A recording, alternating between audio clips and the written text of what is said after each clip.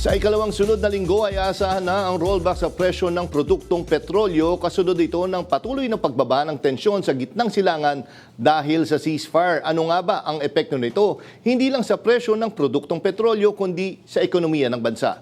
Himayin natin ang issue na iyan kasama si De La Salle University Associate Professor at Security Analyst Dr. Sherwin Ona. Magandang gabi po, Dr. Ona, at welcome back sa Arangkada Balita. Sir, maiksing interview lang po, tatanungin lang po namin, sir. Itong nangyayari bang ceasefire, tingin nyo magtatagal po ito?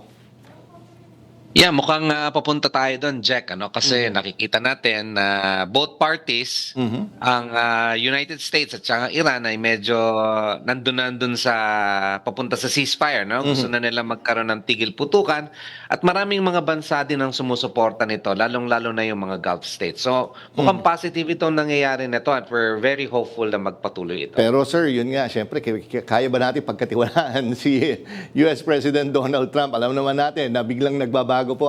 Tingin nyo sir, talaga sana nga. Kasi kumbaga tayo hindi lang naman natin gusto ng kapayapaan. Gusto din natin ang tuloy-tuloy na pagbaba ng presyo ng petrolyo. Sir, nakita nyo ba finally tapos na yung problema dyan? Or anytime pwede ulit itong mag-escalate? Well, kailangan maging mapagmatyag din tayo, Kasi anytime pwede itong mag-escalate, Lalong-lalo na na may mga threats na nanggagaling from US President Donald Trump, But nakikita natin na may mga agenda kasi na gustong ilagay on the table, At titingnan kung ito ay mga acceptable agenda, lalong-lalo na itong mga demands na nanggagaling sa Iran, So, kailangan lang subaybayan ito at very welcome yung pagbaba ng presyo ng crudo, pero hindi pa ito babalik dun sa normal na nakita natin bago magumpisa yung gera.